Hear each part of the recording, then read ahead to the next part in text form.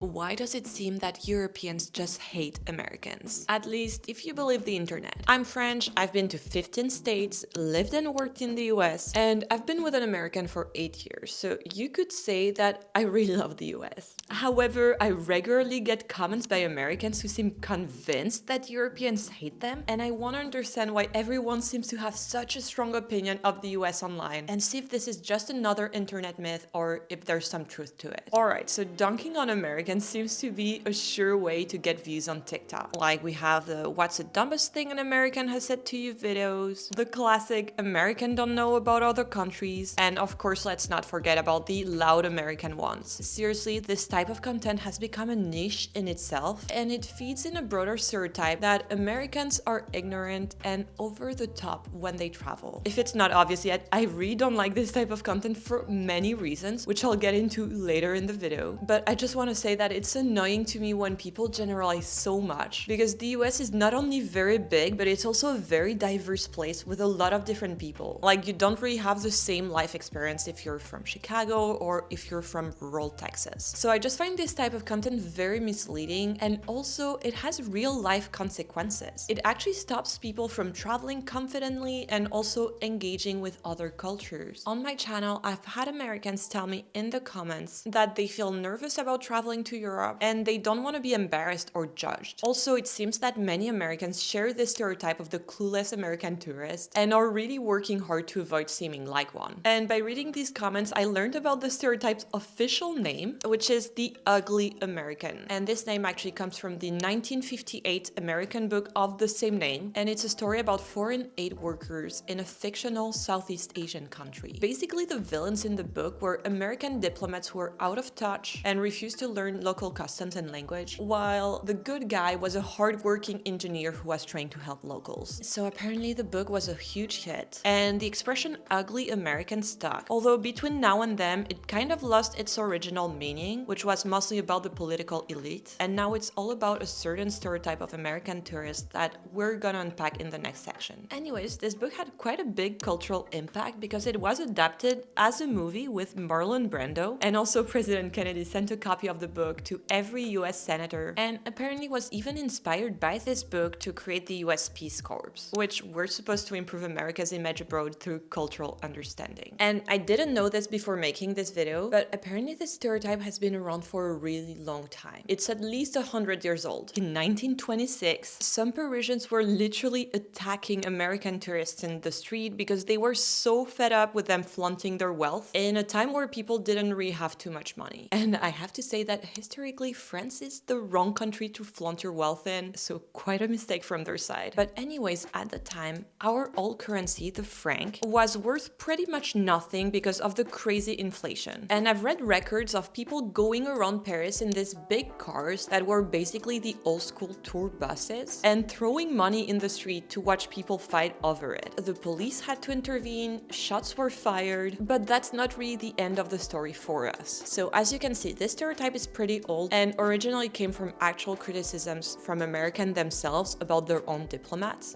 but Europeans have felt the need to have an opinion about Americans for a while as well. As you can see from this 1907 quote for an Atlantic article called "The American Abroad." So they say, "It may be true, as Europeans complain, that Americans are often ignorant of Europe, but Europeans are even more ignorant of America. Most Europeans get their information about the United States out of their newspapers, which often confuse news with opinions, popular American movies, and occasional displays of such phenomena as Elvis Presley and the late Senator McCarthy." I personally feel that things haven't changed too much since then. Obviously, our cultural references are different, and I want to explore why everyone feels the need to have an opinion about the US. And my personal opinion on this is that it's because as Europeans, we hear about the US all the time, either through the news, pop culture, or just American companies abroad. So the US really is the dominant culture in many aspects, and we're exposed to American media and brands all around the world. And I really want to insist on this. Just because a country is in the spotlight, it doesn't mean that people actually know it well. As a French person, I also come from a culture people have a lot of opinions about and generalize a lot, and I can tell you that it is really annoying having people not understand the difference between hearing about a place in the media and actually being from there and living there. And this comment I got on a video about the US sums it best for me. The reality is, criticizing Americans has become very trendy because we're an easy target. The entire world watches everything we do, from pop culture to music to politics, and some of it is our fault. Our biggest commodity is the exportation of our culture. When the entire world has this sort of access to us, albeit superficial, it makes it easy for people to sit in their armchairs and judge us as if they really know what it's like to live here. Also, the idea that Europeans hate Americans is not really based on facts. It's more of a perception, which we will unpack a bit more later. But if you look at this graph by the Pew Research Center, you can see that most European countries have a positive opinion of the US as a country. 91% of people do in Poland, and roughly around 60% of people in other countries like France, Spain, or the UK. With that said, it feels like in Europe, everyone has an opinion in the US. And as I was telling you, it's because we constantly hear about it. And I just want to give you a few examples here. So first of all, obviously through movies. I could make a whole video about it, but basically American movies and shows are everywhere, and they really perpetuate the tropes about Americans and the American culture. I've talked about Emily in Paris a lot on the channel, but it has every single one of these tropes that I've mentioned before. Like, Emily is not culturally sensitive, she doesn't speak the language, she doesn't want to adapt, at least at first. But just to show you how much of an impact Americans' movies have, the movie Home Alone was so popular in France in the 90s that it famously caused a peak in parents naming their kid Kevin, which is not really a common French name. Overall, I feel that movies are such a great way to be exposed to other cultures, and if you like TV shows and movies, you should use them to learn another language, and for that you should check out today's sponsor, LingoPie. LingoPie is a really fun way to learn a language through watching TV shows and movies. I always recommend watching TV shows to people who are learning a language, since they are such a great way to dive into the language and the culture. Plus, it is way more fun than doing grammar exercises on your own. With LingoPie, you can learn 11 languages, including French, and they have all the learning tools you need while watching your favorite shows. You can turn on the French subtitles and even have a translation in English at the same time. Every time you come across a word you don't know, you can click on it and they show you the meaning, and you can add it to your flashcards for practice later. Plus, they have an AR grammar coach feature that will help you break down sentence structures and grammar as you learn. I personally really recommend LingoPie. It makes language learning so enjoyable and effective. You can use my link in the description below to get 55% off the annual plan, so go ahead and sign up for LingoPie today. As Europeans, we hear about US brands all the time. Some of them are really well perceived, like Apple, but some others had a bit more trouble and even clash with our culture at first. And for that, I need to tell you about this guy. This is José Bové, and he is the most French activist ever because he protested US tariffs on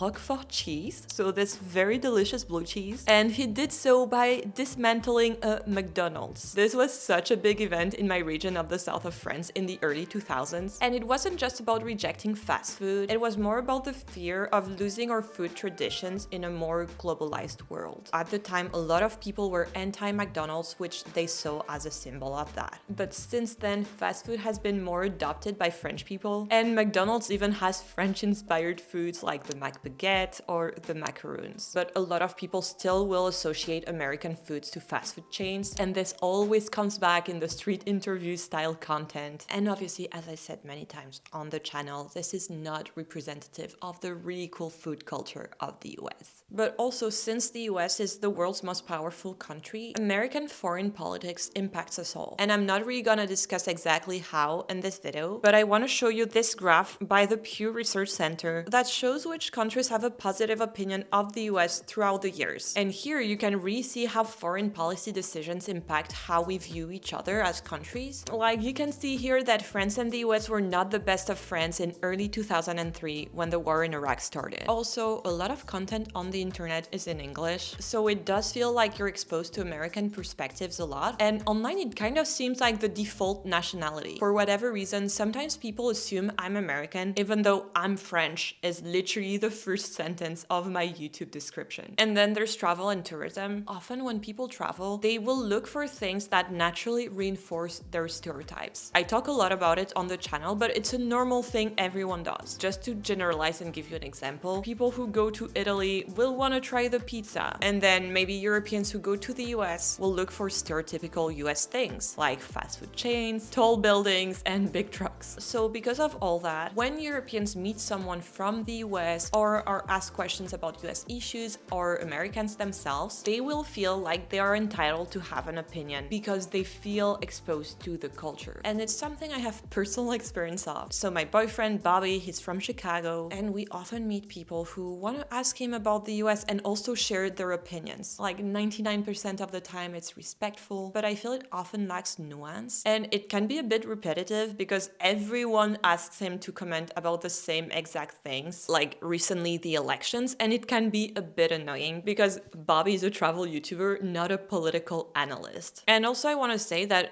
whatever people think of the US as a country, when you meet people in real life, most people are respectful and always know to make the difference between a country and its citizens. And idiots exist everywhere, but it's very rare to meet people who are just blindly against all Americans. Also, keep in mind that all the content you see online is edited to pick the best moments, which is not a problem when the creator has some nuance and will show us both positive and negative stereotypes, but can feel sometimes really cherry-picked to only keep the most extreme cases where people say the craziest things. Alright, as you're probably aware of, extreme content in general tends to do better online. Like, for example, this is my most viewed video. It's called 12 Things Not to Do in Paris by a local. But if I titled it, 12 things you should probably avoid, but it's kind of okay if you do them, I guess, I don't think it would have had the same success. I do feel that there's a difference between choosing a catchy title to make sure your video has the most chance of reaching people, and then content that's exaggerated and rage baiting. And to show you an example of what I mean, I want to show you a TikTok from this creator, Ivana B. And here I want to say that this creator has good intentions. Just like me, she's also trying to talk about stereotypes and how they're bad. But I feel her content is a perfect example of how playful cultural commentary can easily turn into stereotyping and mocking other cultures if you're not being careful. In this video, she reacts to another video by a British creator who is criticizing Americans for being loud, and obviously the British creator is not doing that in the kindest way, but the way Ivana B reacts kind of feels not very constructive to me. And also she gets into the same generalizations that we don't like about Americans. And I personally feel that sometimes short content can be the death of nuance, but here it really creates a us versus them mentality that I really dislike. And this is reinforced by her bio, where she says her mission is